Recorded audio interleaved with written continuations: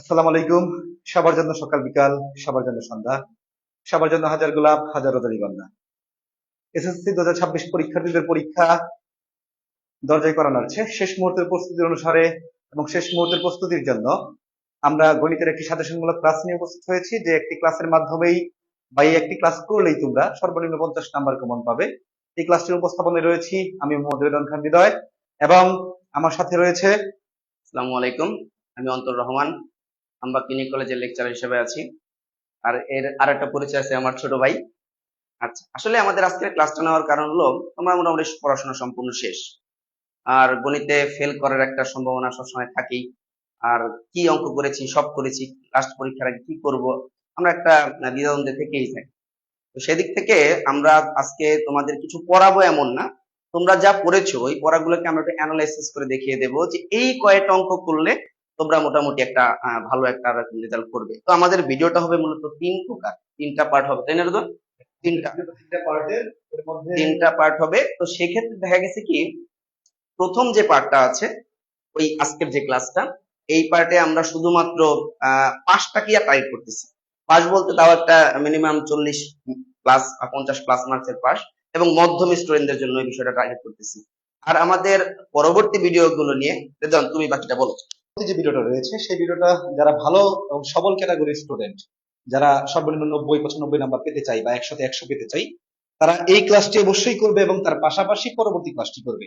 এবং আমাদের তৃতীয় একটি ক্লাস থাকবে পরীক্ষার আগ মুহূর্তে, যেটি আমরা দুজনে একত্রিত হয়েছি। সেই ক্লাসটি আমরা নিব, সেই ক্লাসটি হবে এমসিকিউ এর উপর, বাছাইকৃত এমসিকিউ।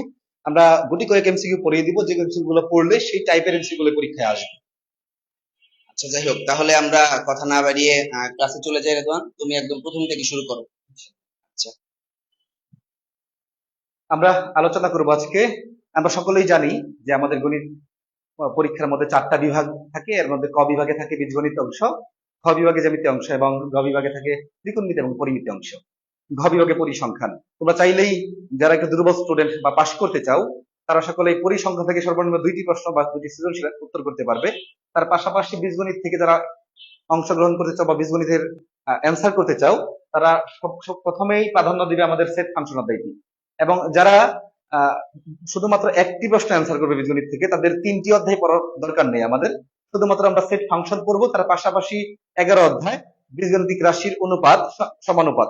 অথবা যারা বীজগণিতিক রাশি পড়তে চাই, শুধুমাত্র তারা বীজগণিতিক রাশি পড়বো। আমরা প্রথমেই এই ক্লাসটিতে সাজিয়েছি অনুশীলনীর মধ্যে বা বইয়ের মধ্যে যে অঙ্কগুলো রয়েছে এবং কমন যে অঙ্কগুলো আছে সেই অঙ্কগুলো আমরা রেখেছি। তোমরা সকলেই, আমরা এই পিডিএফটা ক্লাসের পরবর্তীতে দিয়ে দিব, এবং পিডিএফ দেখে এই অঙ্কগুলো বাড়িতে করে নিবে। আমরা প্রথমে একটু টাইপ ভিত্তিক কিছু অঙ্ক রেখেছি।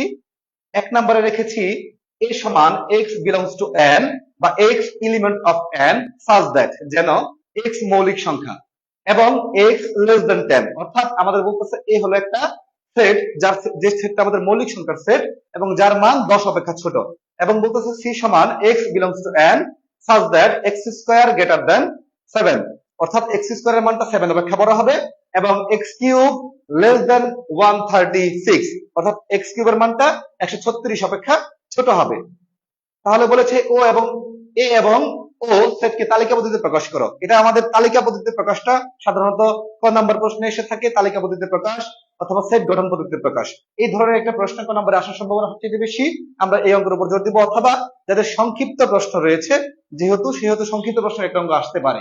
দ্বিতীয়ত আমরা রেখেছি c সমান -1, 3, 5, 7 এবং b সমান x belongs to n such that x square -4x -5 সমান 0 হলে r সমান c বাদ b এর উপাদান সংখ্যা n হলে দেখাও যে p অফ r এর উপাদান সংখ্যা 2 পাওয়ার n কে সমর্থন করে।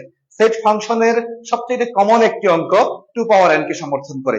মোটামুটি বলা যায় সেট ফাংশন থেকে প্রশ্ন আসলে এই একটি প্রশ্ন শতভাগ কমন 2 পাওয়ার n কে সমর্থন করে। এই অঙ্কটা যদি করতে হয় তাহলে আমাদেরকে যে কাজটা করতে হবে, প্রথমত বি কে আমাদের তালিকা পদ্ধতিতে প্রকাশ করে নিতে হবে। এখানে আগে উৎপাদক বিশ্লেষণ করতে হবে, এরপর তালিকা পদ্ধতিতে আমরা একটা মান পাবো। এর পরবর্তীতে আর সমান সি বাদ বি, অর্থাৎ বিয়োগের কাজ শুরু করে নিতে হবে। এরপরে আমরা 3 নাম্বার যে অঙ্কটি রেখেছি সেই অঙ্কটি হলো এ এবং বি এর একটা ভ্যালু দেওয়া আছে, আর বলতেছি P of A intersection B, এটাও আমাদের 2 পাওয়ার n কে সমর্থন করে অথবা উপসেট নির্ণয়ের একটি অঙ্ক।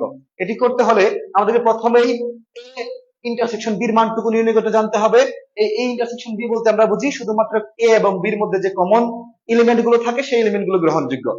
এবং বলছে দেখাও যে এর উপাদান সমান 2 পাওয়ার n কে সমর্থন করে। একটু আগে আমরা বলেছি 2 পাওয়ার n কে সমর্থন করে এমন একটি অঙ্ক পরীক্ষায় এবার শতভাগ আসবে।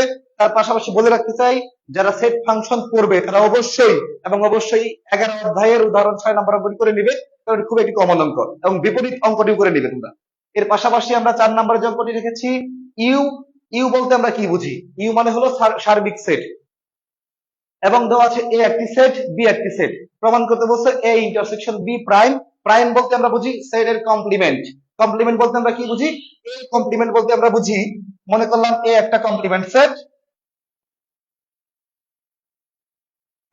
এ প্রাইম অথবা এ কমপ্লিমেন্ট। এটা যদি নির্ণয় করতে হয় আমাদেরকে ইউ থেকে এই এর মানটুকু বিয়োগ করতে হবে। বিয়োগ করলে আমরা যে মানটুকু পাবো এটা হবে আমাদের এ প্রাইম অথবা এ কমপ্লিমেন্ট। এর উপর পাওয়ার সি আকারেও থাকতে পারে, এ প্রাইম আকারেও থাকতে পারে, দুটি একই ধরনের অঙ্ক।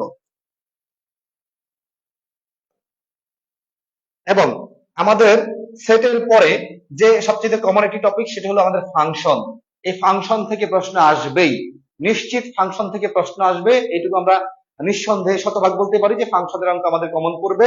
এবং সংক্ষিপ্ত প্রশ্নে একটি ফাংশনের প্রশ্ন আসবেই, সেটি হলো এফ অফ এ সমান 2a কিউব। এই ধরনের প্রশ্ন আসবে, আমি বলতেছি না যে এই প্রশ্নটাই পরীক্ষায় হুবহু কমন পাবে, এই ধরনের প্রশ্ন নিশ্চিত কমন পাবে। আমরা বলতেছি এফ অফ এ সমান 2a কিউব প্লাস কে এ স্কোয়ার মাইনাস 32 হলে কে এর কোন মানের জন্য এফ অফ 2 সমান 0 হবে। এই ধরনের একটা প্রশ্ন কোন নম্বরে অনেকবার আসছে পরীক্ষায়। তার পাশাপাশি তোমাদের যেহেতু সংক্ষিপ্ত প্রশ্ন রয়েছে, আমরা ধরে নিতে পারি এমন একটি প্রশ্ন সংক্ষিপ্ত প্রশ্নে আসবে, এটা আমার উপর বিশ্বাস রাখতে পারো সবাই। আমরা এই প্রশ্নটা কিভাবে সমাধান করব মোটামুটি একটু ধারণা দিতে চাই। আমরা এখানে এফ অফ এর পরিবর্তে আমরা এফ অফ 2 এইটুকু আমরা বসাবো, যে মানটুকু পাবো তাকে আমরা 0 ধরবো, ধরার পরে সমাধান করলে আমরা কে এর একটি ভ্যালু পাওয়া যাবে। এইভাবে আমাদের এই মানটি নির্ণয় করতে হয়। আমরা 7 নম্বরে যে অঙ্কটা রেখেছি এটা হলো তোমাদের উদাহরণ 23 নাম্বার, 2.2 এর উদাহরণ 23। এটা খুবই কমন, এইবার পরীক্ষার জন্য সবচেয়ে কমন একটি প্রশ্ন এই উদাহরণ 23।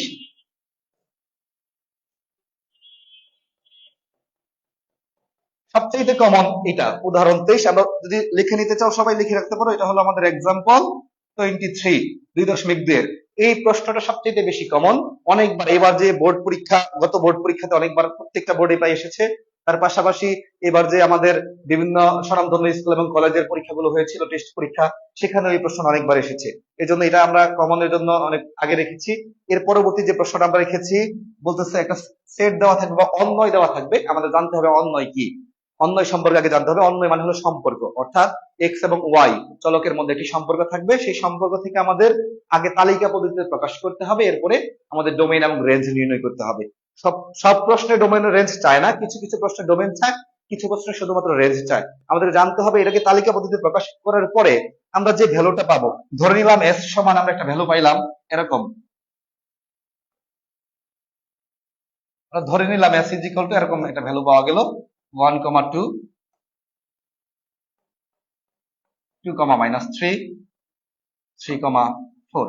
আমরা মনে করলাম এমন একটি ভ্যালু পাওয়া গেল এই তালিকা পদ্ধতিতে প্রকাশ করার পরে। আমাদের এখান থেকে জানতে হবে ডোমেইন কোনগুলো এবং রেঞ্জ কোনগুলো। সব সময় মনে রাখতে হবে এরকম সম্পর্কে বা অন্বয়ের প্রথম যে ভ্যালুগুলো থাকে সেই ভ্যালুগুলোকে বলা হয় ডোমেইন, এবং পরবর্তীতে যে দ্বিতীয়তে যে ভ্যালুগুলো থাকে সেই ভ্যালুকে বলা হয় রেঞ্জ।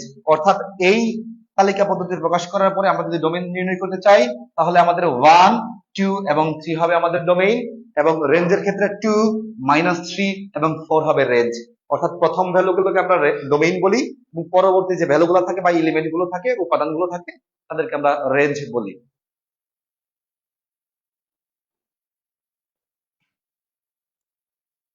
এরপরে যদি সেট থেকে কোনো কঠিন প্রশ্ন করতে চাই, আমরা মনে করি যেটাকে কঠিন সবচেয়ে, কিন্তু এটাই সবচেয়ে সহজ এবং মজার একটি অঙ্ক। আমরা সবাই যে অঙ্কটি সবচেয়ে বেশি ভয় পাই সেটি হলো ক্রমজোরের। এটা আসলে ক্রমজোর সম্পর্কে আগে জানতে হবে ক্রমজোর কি, এরপরে জানতে হবে অঙ্কগুলো কিভাবে করতে হয়। মূলত একটা সমীকরণ আকারে দেওয়া থাকে, আমরা ক্রমজোর সম্পর্কে জানবো। ক্রমজোরের ক্ষেত্রে ক্রমজোরের যে শর্ত, সেই শর্তটি হলো এই ক্রমজোরের প্রথম যে ভ্যালুটা আমাদের এখান থেকে জানতে হবে, এই ভ্যালুটা প্রথম ভ্যালুটা এর প্রথম ভ্যালুর সমান, এটা হলো আমাদের ক্রমজোরের শর্ত। এবং দ্বিতীয় যে ভ্যালুটা পাওয়া যায় সেই ভ্যালুটা আমাদের দ্বিতীয় ভ্যালুর সমান, এটা হলো আমাদের ক্রমজোরের শর্ত। অর্থাৎ আমরা এখান থেকে লিখতে পারবো cx মাইনাস dy সমান cd, এবং লিখতে পারবো আমরা dx মাইনাস cy সমান cd। এটা আমাদের 1 নম্বর সমীকরণ, এটা হলো আমাদের 2 নম্বর সমীকরণ। এইটাই হলো আমাদের ক্রমজোর। এতটুকু জানতে পারলে মোটামুটি তোমরা সমীকরণ সমাধান করতে সবাই পারো। এই সমীকরণটা কিভাবে, অনেকের প্রশ্ন থাকে যে আমরা সমীকরণগুলো কিভাবে সমাধান করব। সমীকরণ অনেকভাবে সমাধান করা যায়। কারো যদি মনে হয় যে আমি সমীকরণটাকে অপনয়ন পদ্ধতিতে সমাধান করতে চাই, কোনো সমস্যা নেই, তোমরা করতে পারবা। এর পাশাপাশি তোমরা যদি মনে করো যে না, আমি এটাকে অপনয়ন না করে প্রতিস্থাপন পদ্ধতিতে আমি খুব ভালো পারি, প্রতিস্থাপন পদ্ধতিতে সমাধানটা করতে চাই, তোমরা প্রতিস্থাপন পদ্ধতিতে সমাধান করতে পারবা। এরপরে কেউ যদি অনেক ভালো মানের স্টুডেন্ট হয়ে থাকো, মনে করো যে আমি অনেক বেশি ভালো জানি, একটু বেশি খাতায় টিচারের মনোযোগ আকর্ষণ করতে চাই, আমার খাতাটা যেন মনোযোগ সহকারে দেখে, তাহলে তোমরা এখানে তোমরা কি বলে এটাকে আর গুণন পদ্ধতি বা বজ্র গুণন পদ্ধতি অবলম্বন করতে পারো। এই ছিল আমাদের সেট ফাংশনের। এখানে যেহেতু আমাদের এর পাশাপাশি আমাদের যে বড় ভাই রয়েছে অন্তর রহমান, ইনি এখন আমাদের এই সেটের পরবর্তীতে বীজগণিত রাশি সম্পর্কে আলোচনা করবে। আচ্ছা, যাই হোক, আমার ছোট ভাই খুব ভালোভাবে বিষয়গুলো বুঝিয়ে দিয়েছে। তৃতীয় অধ্যায়ে আমরা বীজগণিত রাশি নিয়ে কাজ করব। তার আগে বলে রাখি, আমাদের ক্লাস শেষে এই পুরো একটা পিডিএফ আছে, আমরা চাইলে স্লাইড করতে পারতাম। স্লাইড গুলো যদি আবার দেয় সেগুলো প্রিন্ট করা ঝামেলা, অনেকগুলো পেজ লাগে। তো এই পিডিএফটা আমরা আমাদের অনলাইনের মাধ্যমে দিয়ে দেবো, তোমরা এটা কালেক্ট করে নিও। আসলে আমাদের ক্লাসে তোমাদেরকে ক্লাস করানো, আমি প্রথমেই বলেছি, তোমাদেরকে ধারণা দেওয়া যে এই টাইপের প্রশ্নগুলো আসতে পারে। তোমরা এগুলো করেছো, পরীক্ষার আগে শুধুমাত্র একটু দেখে যাবা, আশা করি ভালো করবে। যাক, বীজগণিত রাশি তোমরা যদি কোনো বইয়ের অঙ্কগুলোর ভিতরে গুরুত্বপূর্ণ দেখতে চাও, সেক্ষেত্রে তুমি এই অঙ্কগুলো দেখতে পারো। প্রত্যেকটা উদাহরণ সহ দেওয়া আছে। আমরা একটু আমাদের মূল অঙ্ক, চমৎকার অঙ্কগুলো নিয়ে আলোচনা করি। এখানে ইনভার্স দেওয়া আছে, inverse means 1/4।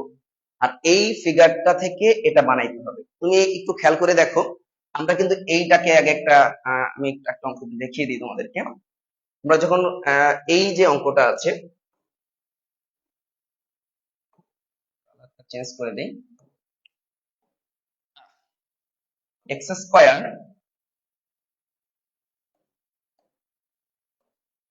Square minus 3x minus 1 is equal to 0।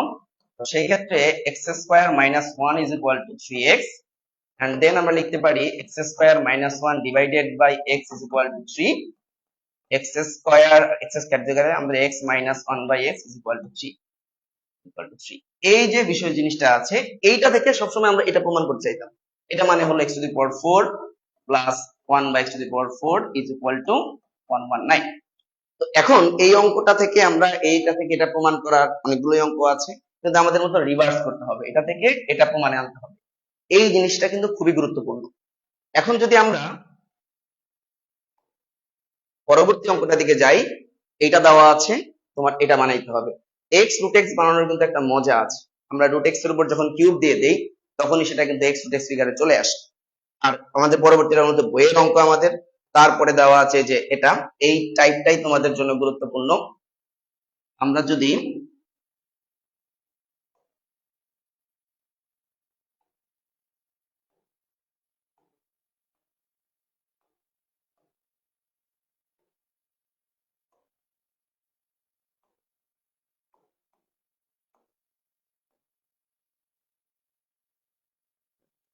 যদি এই জিনিসটাকে ভাঙতে পারি, তাহলে অঙ্কের সারমর্মটা বুঝতে পারবো।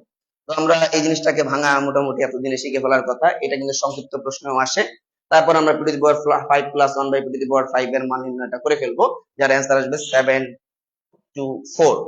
এখন এই জায়গাটায় আমরা সব সময় x = √3 প্লাস √3 থেকে এটা বানানো শিখেছি। এটাকে সিস্টেম করে আমরা ফিগার বানাইতে পারি। আমাদের এটা সম্ভবত আসবে x to the power cube plus 1 by x to the power cube = 18√3। তো এইটা থেকে এটা বানানো সহজ, 1 বাই x বের করা, তারপর x plus 1 by x, x minus 1 by x, এটা তোমার ইচ্ছা, যেরকমটা তোমার প্রশ্নে চাইবে। কিন্তু মূল বিষয়টা হলো এটা রিভার্স করা। আমরা কিন্তু খেয়াল করে দেখো, রিভার্সের উপর জোর দিচ্ছি বেশি, কারণ স্বাভাবিক নিয়মটা সবসময় স্টুডেন্ট পারে, এই কারণে প্রশ্নকর্তারা চিন্তা করে রিভার্স দিয়ে দেখি। এবং আরো কয়েকটা চ্যাপ্টারে, যেমন আমরা 11 অধ্যায় যেখানে করবো, সেখানে ম্যাক্সিমাম অঙ্কের রিভার্স সিস্টেমটা কাজ করে। এখন পরবর্তী যে অঙ্কটা, এটাও বইয়ের অঙ্ক, সিমিলার ফিগার। আমরা প্রথমে x প্লাস y এবং x মাইনাস এ আলাদা দুইটা মান বের করি, তারপর অঙ্ক করতে হবে। এখানে আমাদের a b 4ab সূত্রগুলো, 2 * a square plus b square সূত্রগুলো বেশি কাজ করে। তারপরে আমাদের পরবর্তী এই ম্যাথ গুলো, এখানে আমাদের লসাগু করে অ্যান্সার গুলো করা যায়, বর্গ করে ভাঙিয়ে আমরা ক্যালকুলেশন করে অ্যান্সারটা করব। আমাদের এখানে চমৎকার বিষয়টা হলো উৎপাদক বিশ্লেষণ। এখানে উৎপাদক বিশ্লেষণ সেকশনে আমরা কয়েকটা অঙ্ক রেখেছি। তার ভিতরে যে প্রথম যে অঙ্কটা আছে এটা সবচাইতে বেশি গুরুত্বপূর্ণ, সবচাইতে বেশি গুরুত্ব। এটা যদি আমরা মোটামুটি যদি 10টাও স্টার দিয়ে রাখি, 10টাও যদি স্টার দিয়ে রাখি, আমার মনে হয় ভুল হবে না। তো আমি 3টা দিলাম, কারণ আমি মানুষ, ভুল হইতেই পারে। ঠিক আছে, তো এই টাইপের যতগুলো উৎপাদক আছে এগুলো তোমরা অবশ্যই রেখে যাবা, যাতে করে আমাদের প্রবলেম গুলো থেকে আমরা একটু সেভ হইতে পারি। তারপরে দেখো, আমাদের মোটামুটি এই অংশ আমি কি বীজগণিত নিয়ে আলোচনা করে ফেলবো, অনুপাত নিয়ে আলোচনা করে ফেলি। আচ্ছা, তারপরে পরবর্তীটা হলো আমাদের 11 অধ্যায়, যেটা বীজগাণিতীয় অনুপাত ও সমানুপাত। এটা একটা খুবই চমৎকার চ্যাপ্টার। আমার ছোট ভাই অলরেডি বলে দিয়েছে যে সেট করলে তার বীজগণিত অনুপাত করতে হবে। আচ্ছা, ঠিক আছে। তো এখন আমরা 11 অধ্যায়ের মূল কয়টা চুম্বক অঙ্ক, ওদের খুবই ছোট সিলেক্টেড কিছু ম্যাথ, আমার মনে হয় সবচেয়ে সহজভাবে এটা উপস্থাপন করা যায়। তো যাই হোক, আমি শুধু ধারণা দিয়ে দিই, তারপর আমার ছোট ভাই এসে বিষয়টা নিয়ে আরেকটু আলোচনা করবে। আমাদের প্রথমটা হলো পি কিউ আর ক্রমিক সমানুপাতি হলে। ক্রমিক সমানুপাতি অর্থাৎ, আমি ব্যাখ্যায় যাচ্ছি না, আমি সহজে একটা জিনিস তোমাদেরকে বুঝিয়ে দেই। ক্রমিক যখনই সমানুপাতিক হবে 3 সংখ্যার, তখন মাঝখানে যে আছে এই ভদ্রলোকের উপরে স্কয়ার সমান সমান পি আর, ব্যাস। তার পরবর্তীতে যায় আমরা এই মানটা যদি এই সাইড বাম পক্ষ এবং এই সাইডে যেখানে যেখানে কিউ স্কয়ার আছে সেখানে আমরা মানটা বসিয়ে দিলাম, অবশ্যই বর্গ করে নিবা। এবং যেখানে যেখানে যদি পি আর প্রয়োগ থাকে সেখানে তুমি কিউ স্কয়ার ইনভার্ট করতে পারো। এই অঙ্কের ক্ষেত্রে যদিও বা তুমি কিউ স্কয়ার মান বসাইলে হয়ে যাবে, আমি সার্বিকভাবে বলে যাচ্ছি। তার পরবর্তীতে আমাদের এটা হলে এটা সম্পূর্ণ, মানে আমরা এই যে ম্যাথটা করেছি এটা ইনভার্স প্রক্রিয়া। আমরা যেহেতু সাজেশন ক্লাস করতেছি, সবগুলো করে দেওয়া সম্ভব হচ্ছে না, কিন্তু তোমার এই সময় তো মোটামুটি সংশ্লিষ্ট কোনো না কোনো শিক্ষক তোমার সাথে আছেই, থাকারই কথা। তো তাদের কাছ থেকে এইটাও শিখবা, এবং অর্থাৎ পিকিউআর ক্রমিক সমানুপাতিক ইউজ করে কোন একটা মান বের করা শিখবা, আবার কোন একটা ফিগার থেকে সেটা আবার সমানুপাতিক প্রমাণ করাটাও শিখবা। এই রিভার্স জিনিসটা মাথায় রাখবে। পরবর্তীতে আবার আমাদের যে ম্যাথটা আছে এটাও পিকিউআর ক্রমিক সমানুপাতিক হলে, এটাও একটা চমৎকার একটা ম্যাথ। আমি এটাতেও আমি স্টার দিয়ে রাখলাম। আমাদের এগুলো বইয়েরই অঙ্কের সাথে মিল আছে, আমাদের এখানে বইয়ের 7-এর খ নম্বর অঙ্কের সাথে এটা মিল আছে। এখন আমাদের এই জায়গাটায় এই মানগুলো কিন্তু চেঞ্জ হয়ে আসে। এই মানগুলো স্কয়ার দিয়ে আসতে পারে, এখানে 4 দিয়ে আসতে পারে, এখানে 8 থাকতে পারে, যাই থাকুক এই অঙ্কটার প্রসেস যেটা, সব অঙ্কের প্রসেসটাও সেম, আলটিমেটলি যে আমাদের ডান পক্ষ মিলেই যাবে। এবং এর পাশাপাশি এই অঙ্কটাও চমৎকার ইম্পর্টেন্ট একটা অঙ্ক, কারণ এই অঙ্কটা আমাদের 4টা সংখ্যার ক্রমিক সমানুপাতিক। আমরা এটা নরমালি তুমি মনে রাখলে দেখো কে ধরে অঙ্কটা মূলত আমরা করি সবসময়, ওই কে এর অঙ্কটা মূলত হলো এইটা। ঠিক আছে, তার পরবর্তীতে যদি আমরা এখানে আসি, এই কারণে দেখো এই যে এই অঙ্কটা খুবই চমৎকার একটা ম্যাথ। এই টাইপের আমরা অঙ্ক প্রায় করে থাকি, এটাও কিন্তু রিভার্স সিস্টেম কাজ করে। তো এখন এই অঙ্কটা বোঝার একটা সহজ উপায় তোমাদেরকে বলে দিই। এইখানে দেখো আছে তোমার, এখানে আছে তোমার 1 প্লাস এক্স। যেহেতু 1 প্লাস এক্স আছে, তার মানে তোমার এই সাইডে ডান সাইডে এইটা থেকে 1/x ফিগার আনতেই হবে। এখন তুমি 1/x টা কোথায় পাবা? এখানে দেখো 1/x আমার কাছে আছে, তাহলে এইটা রেখে বাকিগুলো সব ওই পাশে পাঠিয়ে দিয়া তারপর তুমি যোজন বিয়োজন যে ফরম্যাটে যাওয়া লাগে, অতীতে গিয়েছো ওভাবেই তুমি করবা। ঠিক তেমনি এইটা থেকে যখন তুমি আবার এই জায়গায় আসবা, তখন এইটা মাথায় রাখবা, এই টাইপে আসার জন্য যোজন বিয়োজন করে করে অঙ্ক করা যায়। আর যোজন বিয়োজন যখন আমরা করব, তখন যোজন বিয়োজন জিনিসটা আগে একটু যোজন বিয়োজন সময় আমাকে মান ছোট করে দেয়, সব সময় মান ছোট করে। এটা যোজন বিয়োজন আমরা ছোট করার জন্য মূলত করি, সমাধানের একটা প্রক্রিয়া মাত্র। এখন এই অঙ্কটা করার পরেই আমাদের মনে পড়ে যায় এই অঙ্কের কথা, এটাও আমাদের খুবই গুরুত্বপূর্ণ একটা অঙ্ক। এই অঙ্কটা দেখো, এই অঙ্কটা প্রথমত এরকম ফিগারটা থাকে না, এই হেডিংটা সব সময় চেঞ্জ হয়ে আসে, সব সময় চেঞ্জ হয়ে আসে। কিরকম চেঞ্জ হয়ে আসে? এটা এরকম থাকতে পারে, অথবা আমাদের একটু আমি দেখিয়ে দিই, ax প্লাস by সমান সমান 6ab, আমি পাশে নিয়ে আসলাম। তাহলে এটাকে আমি x যদি কমন নিয়ে ফেলি, তাহলে 6ab divided by a plus b, এটা এই ফিগারও থাকতে পারে, অথবা এটা এরকমও থাকতে পারে x বাই 6ab সমান সমান 1/a প্লাস b, যে কোনো কিছু থাকতে পারে। কিন্তু আমি এই জায়গাটাকে এটা চুম্বক অংশ বলবো। যে অঙ্কই করো, তোমার এই জায়গায় আসার পরে তোমার চাহিদা অনুযায়ী 3a চাইলে এখান থেকে 3a নামাইতে হবে, 3b চাইলে 3b নামাইতে হবে, যেটাই চাই সেটা করতে হবে, তাহলে আমাদের এটা থেকে এটা করতে পারবা। ঠিক আছে, আর সবচেয়ে জটিল লাগে, আমি বিগত দিনেও দেখেছি যে এই জায়গাটা প্রবলেম ফেস করে, সেটা হলো এইটা থেকে যদি আমরা রিভার্স করতে চাই, মানে এই জায়গা থেকে যদি এই জায়গায় আনতে চাই, এই জায়গাটা পোলাপান বেশি প্রবলেমে পড়ে। সেটা করা খুবই সহজ। দেখো আমাদের এই জায়গায় এটার অ্যান্সারটা সম্ভবত 2 হবে। এই টাইপের অঙ্কগুলো অ্যান্সার 2 হয়। আচ্ছা, ইজ ইকুয়াল টু আমরা 2, আমার মনে হয় প্রশ্ন এখানে একটু ইজ ইকুয়াল টু 2 দেওয়ার কথা ছিল, এটা typing mistake, is equal to 2 হবে। তো ইজ ইকুয়াল টু 2 যখন হবে তখন এটা থেকে মনে করো প্রশ্নটা করা হলো, এটা থেকে এটা বানাও, তখন তুমি কিভাবে করবা? তাহলে x plus 3a divided by x minus 3a plus x plus 3b divided by x minus 3b is equal to 2। 2 মানে এক যোগ এক, তাহলে একটা এক তুমি এই পাশে নিয়ে আসো, একটা এক তুমি এই পাশে আনলে এক মাইনাস হয়ে যাবে, আবার এখানে তো একটা এক থাকবে, এইটা ওই পাশে নিয়ে যাও, তাহলে এটা আবার মাইনাস হয়ে যাবে। x plus 3b divided by x minus 3b, ব্যাস তুমি লসাগু করে আবার সে চিরজয়িত নিয়মে আমাদের যোজন বিয়োজনে চলে যাবে। একটা সময় তোমার অ্যান্সারটা এরকম ফিগার এক সময় আসবে, যদি এরকম আসবে না ক্যালকুলেশন করলে, তোমার এরকম বানায় নিতে হবে। তো যাই হোক, আমরা যদি পরবর্তী অঙ্কটার দিকে যাই, এগুলো সে আমাদের বাচ্চাকালের ম্যাথ, পঞ্চম শ্রেণী, পঞ্চম শ্রেণীতে ছিল না এই টাইপের ম্যাথ, পঞ্চম ষষ্ঠ শ্রেণীতে সম্ভবত ছিল। তো পি এর মান 26 দিছে, কিউ এর মান 10 দিছে, পি কিউ এর মানকে আয়তক্ষেত্রের দৈর্ঘ্য বস্তু বিবেচনা করি, তার মানে এইটা হলো আমার জন্য দৈর্ঘ্য, এইটা হলো আমার জন্য দৈর্ঘ্য, আর এটা হলো আমার জন্য প্রস্থ। তার মানে আমরা নাকি বর্গ বলছেন, আয়ত, আয়ত, তাহলে এই মনে করো আয়ত, দৈর্ঘ্য দেওয়া আছে তোমার 26, প্রস্থ দেওয়া আছে 10। তো 10% বৃদ্ধি করবা, 10% হ্রাস করবা, তাহলে আরেকটা ক্ষেত্রফল তৈরি হবে। এবং যেহেতু এখানে বৃদ্ধি বা হ্রাস পাইছে, যদি পরবর্তীটা বড় হয় আর এটা যদি ছোট হয় তাহলে আমাদের বৃদ্ধি পাইছে, যদি পরবর্তীটা ছোট হয়, এটা যদি প্রথমটা যদি বড় থাকে তাহলে হ্রাস পাইছে। আচ্ছা ঠিক আছে, তার পরবর্তীতে আমাদের চলে আসে এই যে এই সেকশনে যেগুলো আছে 29 এর পরে, এগুলো সম্ভবত আমাদের কতে আসবে। হ্যাঁ, আমরা অলসো এমসিকিউ তো আসে, এমসিকিউ তো আসে। হ্যাঁ, আমাদের দুইটি সংখ্যার অনুপাত দেওয়া আছে, দুইটি সংখ্যার অনুপাত দেওয়া আছে, তো আমরা এটার মধ্যে গসাগু করব। গসাগু দেওয়া আছে, তাহলে লসাগু করব। শোনো, গসাগুটাই যে আমরা ধরি না, আমরা এক্স ধরি, আনুপাতিক ধ্রুবক ধরি, এই যে এক্স টাই মূলত গসাগু, ঠিক আছে?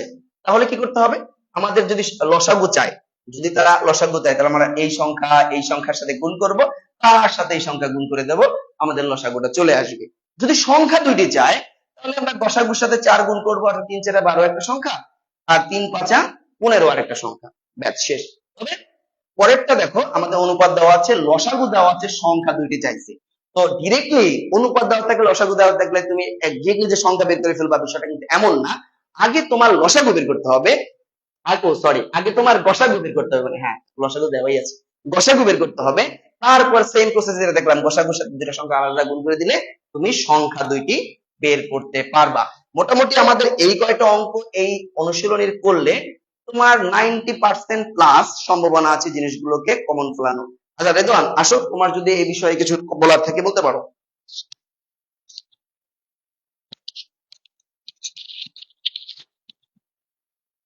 আমি ভাইয়ের যে কথাগুলো বলেছে, আমি প্রথমেই বলেছিলাম যে এই ম্যাথটা নিয়ে যারা সেট ফাংশন পড়বে তারা অবশ্যই যেন এই 26 নাম্বার ম্যাথটা পড়ে যায়।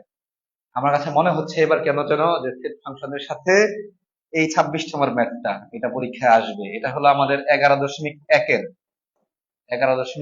এর উদাহরণ 6। উদাহরণ 6টা মূলত এইভাবে দেওয়া ছিল না, উদাহরণ 6টা ছিল পি সমান এই ভ্যালুটুকু দেওয়া, এই এম এর পরিবর্তে P square minus 2p divided x plus 1 সমান 0 প্রমাণ করতে বলছে। কিন্তু এটা আমাদের বিপরীত আমরা নিয়েছি, রিভার্স যাকে বলে, বা ভাইস ভার্সা। তো এই প্রশ্নটা আসার সম্ভাবনা অনেক বেশি।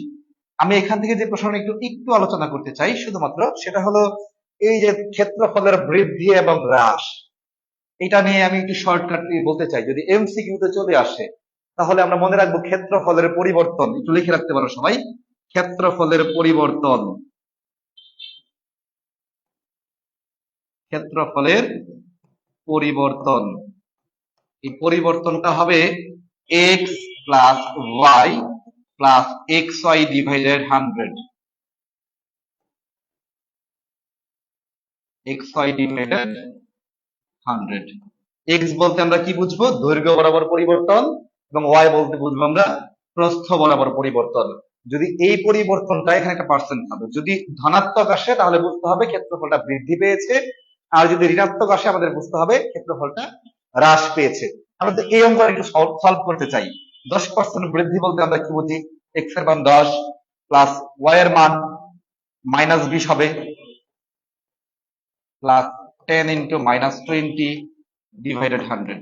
এটা কাজ করলে এখান থেকে ভ্যালু আসবে। আমরা এইভাবে করে ফেলতে পারবো, যদি এমসিকিউ তে আসে বা সংক্ষিপ্ত প্রশ্নে আসে, অথবা যদি গ নাম্বার অথবা খ নাম্বারে আসে আমরা ডিটেলস করবো। আমরা এই অধ্যায় থেকে সরাসরি চলে যেতে চাই আমাদের জ্যামিতিক অংশ।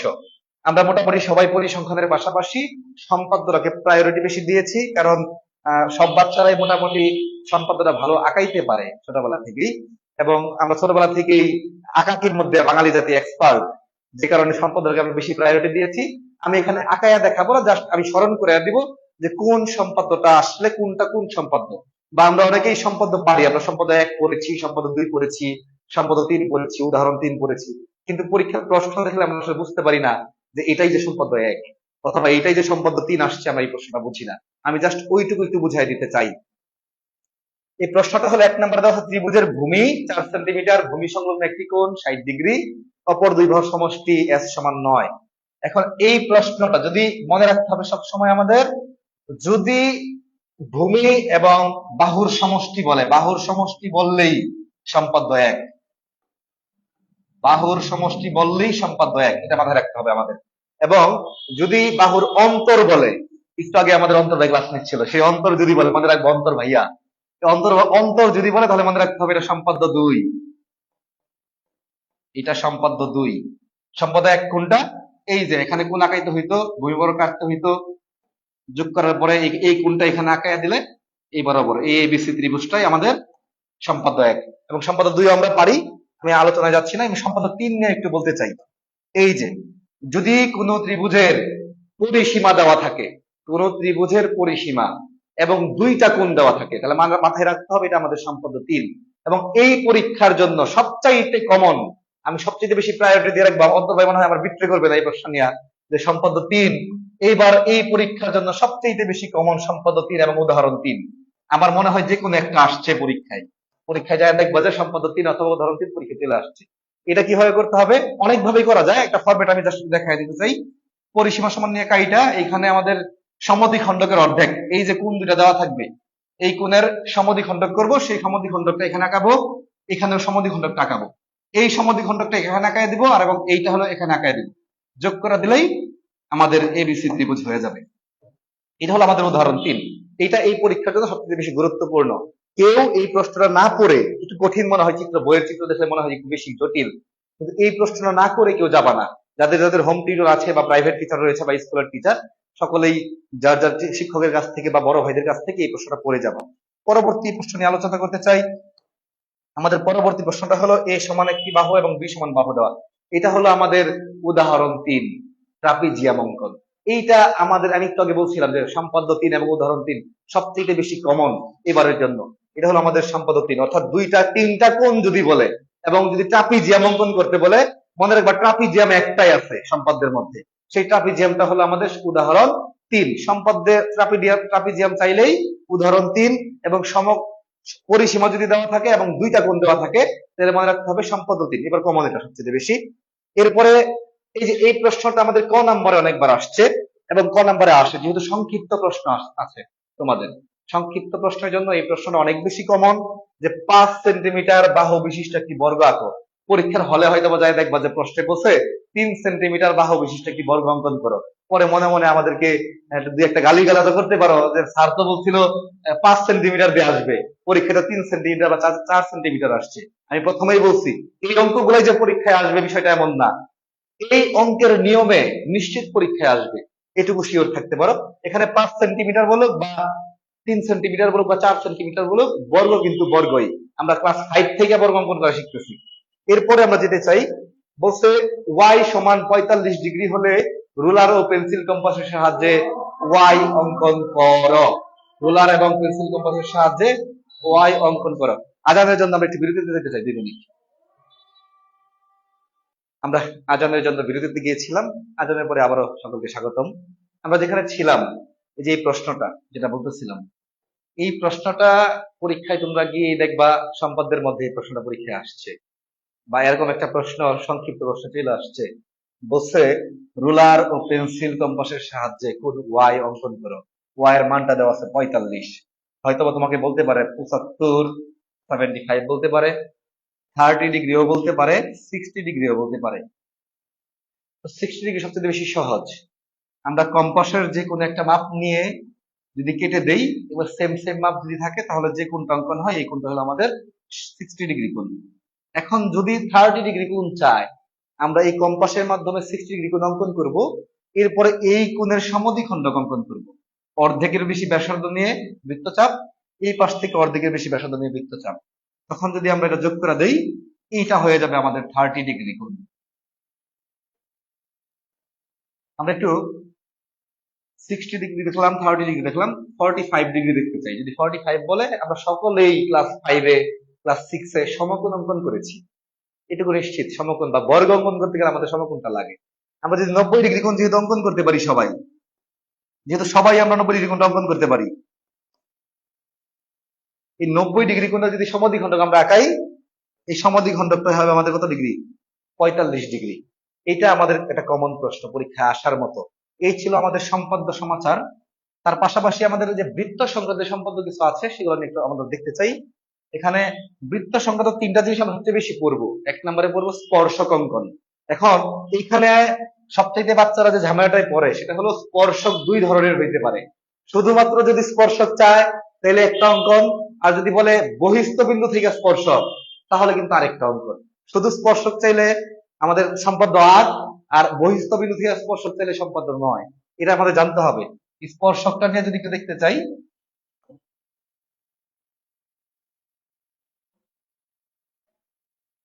স্পর্শক যদি শুধুমাত্র স্পর্শক বলে, আমরা যে কোনো একটা বৃত্তের ব্যাসার্ধ নির্ণয় করার পরে এখানে আমরা সমকোণ অঙ্কন করব। এই যে এইটা বৃত্তে যেখানে স্পর্শ করবে এটা হলো আমাদের স্পর্শক।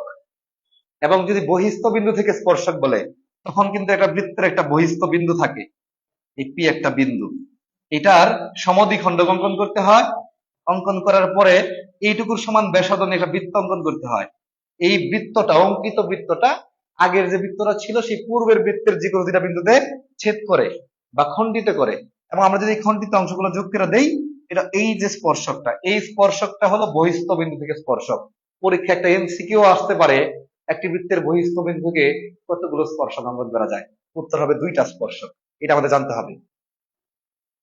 এরপরে আমাদের এর পরবর্তী যে কমন টপিক সেগুলো আমাদের পরিবৃত্ত, অর্থাৎ একটি ত্রিভুজের 3টি শীর্ষবিন্দু দিয়ে যায় এমন বৃত্তকে আমরা বলবো পরিবৃত্ত। এই পরিবৃত্তটা আসতে পারে। ছোট্ট করে যদি দেখাতে চাই, এটা হলো আমাদের পরিবৃত্ত। এই যে এরকম যে বৃত্তটা আমরা অঙ্কন করবো এটাকে পরিবৃত্ত বলে। এটা কিভাবে অঙ্কন করি আমরা? যে কোনো দুইটা ত্রিভুজের যে কোনো দুইটা বাহুর সমদ্বিখণ্ডক যদি যোগ করি, এরা একটা বিন্দুতে ছেদ করবে, এই ছেদে বিন্দুর সমান ব্যাসার্ধ নিয়ে এরা বৃত্ত অঙ্কন করলে আমরা পরিবৃত্ত পাবো। এর পাশাপাশি পরীক্ষায় আসে অন্তর্বৃত্ত বা বহির্বৃত্ত। তবে এবারের জন্য সবচেয়ে বেশি কমন পরিবৃত্ত এবং অন্তর্বৃত্ত। আর এটা হলো আমাদের অন্তর্বৃত্ত। এটা ত্রিভুজের যে ভিতরে বৃত্তটা অঙ্কন করা হয়, অবশ্যই এই বৃত্তটা ত্রিভুজের 3টা বাহুকে স্পর্শ করবে, তাহলে আমাদের হবে অন্তর্বৃত্ত। আর বহির্বৃত্ত হলো ত্রিভুজের 2টা বাহুকে আমরা একটু বর্ধিত করে দিই। বর্ধিত করার পরে এই কোণের সমদ্বিখণ্ডক আঁকানোর পরে আমরা এখানে ছেদ করার পরে এখানে লম্ব দ্বিখণ্ডক অঙ্কন করি, এর সমান ব্যাসার্ধ নিয়ে যে বৃত্তটা আমরা অঙ্কন করি এটাকে বলা হয় বহির্বৃত্ত। এই 3টা থেকে একটা প্রশ্ন এবার আসবে, মোটামুটি ধরে নেওয়া যায়। আর যদি এখান থেকে অন্তর্বৃত্ত বা বহির্বৃত্ত বা পরিবৃত্ত আসে, তাহলে এইটুকু শিওর উদাহরণ 3 আসবে, কারণ এটা ত্রিভুজ, ওই ত্রিভুজ দিয়ে আসবে। আর এর পাশাপাশি আমরা একটু জায়গা রাখবো পরিসংখ্যান নিয়ে, আমাদের অন্তঃসার একটু পরে আসবে। এবার পরিসংখ্যান আলোচনা নিয়ে আমরা একটু স্পর্শক যেহেতু নিয়ে আসছি, একটা বৃত্তের স্পর্শ আমি একটু বলে ফেলেছি, আমি একটু জানাই রাখতে চাই। এখানে সংক্ষিপ্ত প্রশ্নে একটা প্রশ্ন আসতে পারে, একটু জানা রাখা ভালো, যেহেতু এটা লেখা হয় নাই। প্রশ্নটা হতে পারে এরকম: দুটি বৃত্ত পরস্পরকে অন্তঃস্পর্শ করলে কেন্দ্রদ্বয়ের মধ্যবর্তী দূরত্ব। অথবা বলতে পারে দুইটি বৃত্ত পরস্পরকে বহিঃস্পর্শ করলে কেন্দ্রদ্বয়ের মধ্যবর্তী দূরত্ব। অন্তঃস্পর্শ কোনটা? একটা বৃত্তের ভিতরে একটা বৃত্ত অঙ্কন হবে, এই স্পর্শ। একটা স্পর্শক অঙ্কন করা যায়। এবং এখান থেকে যদি বলা হয় যে কেন্দ্রদ্বয়ের মধ্যবর্তী দূরত্ব, তাহলে মনে রাখতে হবে আমাদের R1 মাইনাস R2। এই R1টা হলো বড় বৃত্তের ব্যাসার্ধ এবং R2 হলো ছোট বৃত্তের ব্যাসার্ধ। অর্থাৎ অন্তঃস্পর্শ করলে ওই অন্তর মানে বিয়োগ, ওই অন্তর থেকে অন্ত, তারপরে হলো বিয়োগ। এবং যদি বহিঃস্পর্শ বলে, বহিঃস্পর্শ হলো এইটা, বাহিরে স্পর্শ করছে, তখন কিন্তু সাধারণ স্পর্শক হয় 3টা। এই একটা, দুইটা, এই তিনটা। এটা এমসিকিউর জন্য খুব বেশি কমন। আমরা যখন পরবর্তী সফলদের বা ভালো রেজাল্ট করার জন্য 90-95 বেশি নাম্বার পাওয়ার জন্য ক্লাসটা নিয়ে আসবো, সেখানে আমরা উপপাদ্যের মধ্যে এটা আলোচনা করব। আরো পাশাপাশি আমরা আলোচনা করব একটি বৃত্তের বহিস্থ বিন্দু থেকে কতগুলো স্পর্শক স্পর্শক নিয়ে আলোচনা করব, এবং অন্তস্থ কোণ বৃত্তস্থ কোণ নিয়ে আলোচনা করব। তার পাশাপাশি আমরা জানিয়ে রাখছি আর একটু, ওখানে আমরা আলোচনা করব খুবই কমন একটা টপিকস, অন্তর্লিখিত দণ্ডায়মান কোণ বা অন্তর্লিখিত কোণ। এখান থেকে একটা এমসিকিউ পরীক্ষা আসবে, একটু পড়ে নেবা মুখস্থ। এবং অনুবন্ধী মানে কিন্তু জানতে হবে, যখন বলবে উপচাপ, উপচাপের ক্ষেত্রে কিন্তু অধিচাপ উপচাপের বিপরীত, অধিচাপ উপচাপের বিপরীত, আর উপচাপ অধিচাপের বিপরীত। এখন প্রশ্ন যদি বলে অধিচাপের অনুবন্ধী চাপে, তাহলে বুঝতে হবে কিন্তু অধিচাপ বলে নাই, এটা বলছে উপচাপ। এটা জেনে রাখা ভালো। এখন যদি আমাদের বহিঃস্পর্শ করে, তাহলে কেন্দ্রদের মধ্যবর্তী দূরত্ব হবে R1 + R2। এটা হবে আমাদের। আমরা যদি